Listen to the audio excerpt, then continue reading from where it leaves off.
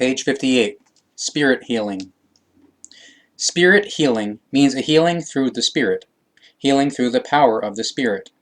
In the case of a psychic illness, the power of the spirit must become activated by the consciousness of the human being concerned,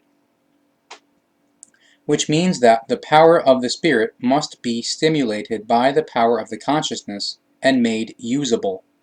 To achieve this, long, explanatory, and advisory talks on a purely logical basis are essential, which stimulate the human being to think and act.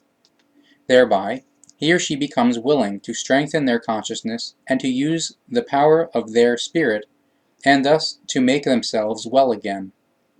This extraordinary, most difficult consciousness-based work, namely the thinking, must be carried out by the suffering human being, himself or herself, because the helper cannot take over the mental work of another human being.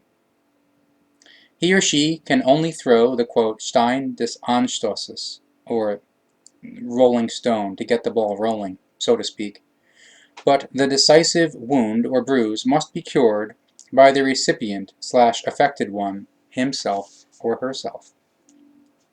Through magnetopathic currents/power, a helper is able to stand by assisting an ill human being to a certain degree, but the fundamental help lies with the ailing human being, himself or herself, because he or she must bring about their own healing via the consciousness through the spirit. Therefore, in this case, it means that he or she must bring forth a healthy, neutral, positive mode of thinking. Page 60. Spirit healers and healers. In the vernacular, all those human beings are called spirit healers or healers who through distinct consciousness-directed spirit powers are able to give help or healing to suffering or even ill fellow human beings. As a rule, it is the case that true spirit healers or other genuine healers are human beings who have not completed any medical or similar schooling. Therefore, they are neither physicians nor psychiatrists, and also do not have corresponding occupations.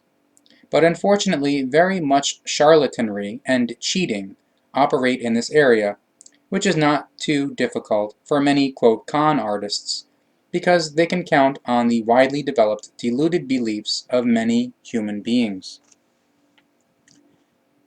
Prayer healing.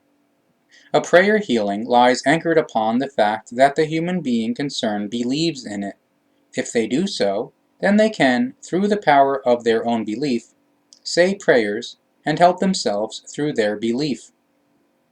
Thus, when prayers are spoken, then these have to do solely with the belief.